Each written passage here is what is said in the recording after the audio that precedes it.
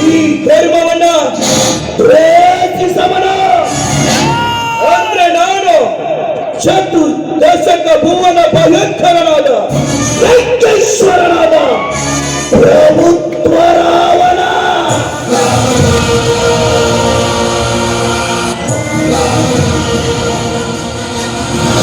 ಅಂದ್ರೆ ನಾನು ಈ ಧರ್ಮವನ್ನ ರಕ್ಷಿಸವನಲ್ಲ, ಈ ಧರ್ಮವನ್ನ ಪ್ರೇಮಿಸವನ, ಈ ಕಲಿಯುಗದ ರಾವಣ.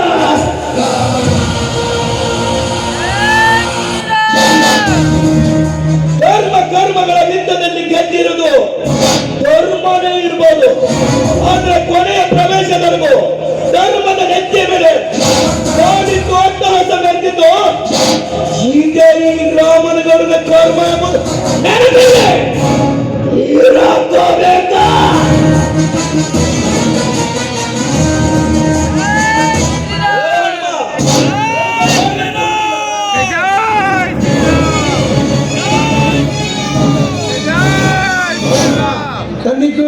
ತನ್ನಿ ನೋಡ್ರಿ ಕೇಳಿದ ಬೇಕಿನ ಹೊಡೆದ ಮುಗಿಸ್ಬಿಡ್ರಿ ಇವತ್ತು.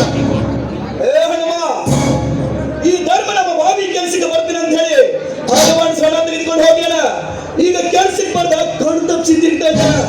ಯಾಕೋ ಕೆಲ್ಸಕ್ಕೆ ಬರ್ಲಿಲ್ಲ? ನನ್ನ ಹೆಂಡತಿಗೆ ಆರಾಮಿದ್ದಿದ್ದಿಲ್ಲ, ಅದಕ್ಕೆ ದವಾಖಾನೆಗೆ ಹೋಗಿದ್ದೇವೆ. ನನಗೆ ಬೇರೆ ವಿಷಯ ಎಲ್ಲ ಬೇಕಾಗಿಲ್ಲ, ನನಗೆ ಬೇಕು. ಅಲ್ರಿ ಧನ್ಯರ, ಈಗಿಂದ ಈಗ ದುಡ್ಡು ಬೇಕಂದ್ರೆ ಎಲ್ಲಿ ತಂದು ಕೊಡು. ಯಾಕಾಗೋದಿಲ್ಲ? ನಿನ್ನ ಚಂದುಳ್ಳ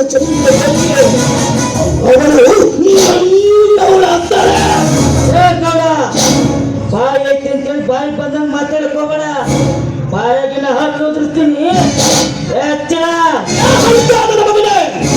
ನನಗೆ ಕೊಡಬೇಕಾದ ಹಣ ಕೊಡದೆ ನನ್ನ ಬಾಯಿಗಳಿಂದ ಹಣ್ಣು ಉದುರಿಸ್ತೀನಿ ಅಂತೀಯ? ಹನುಮ, ಇದು ಬಾಯಿ ಮಾತಿಗೆ ಪಕ್ಕೋ ಜಾತಿ ಅಲ್ಲ, ಇದಕ್ಕ ಲತ್ತಿ ಪೆಟ್ಟಿಗೆ ಹಾಕ್ಬೇಕ.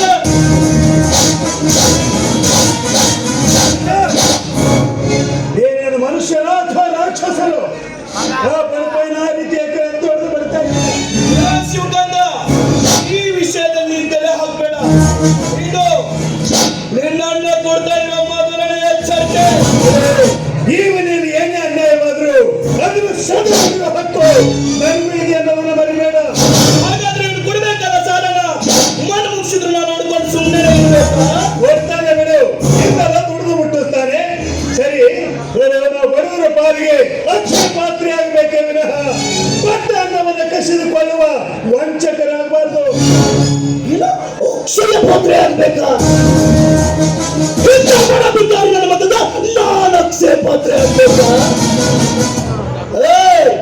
ನಾನು ದುಡ್ಡು ಕಳಕ್ ಹೋದ್ರ ಹಣ್ಣು ಬಾಯಿ ಒಳಗಿನ ಹಣ್ಣು ಕೀಳ್ತೀನಿ ಅಂತ ನೀ ಮಗ.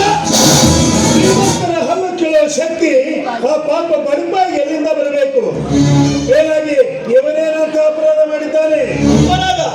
ನಮ್ಮ ಬಾವಿ ಕೆಲಸಕ್ಕೆ ಬರ್ತೀನಿ ಅಂತ ಅಡ್ವಾನ್ಸ್ ಹಣ ತೆಗೆದುಕೊಂಡು ಹೋಗ್ಯಾನ.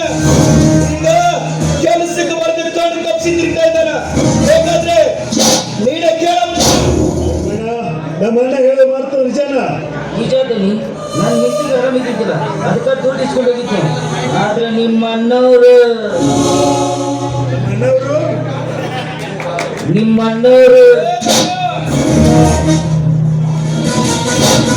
ಏನು ಅವನಿಗೇನು ಹೆದರಬೇಕಾಗಿಲ್ಲ.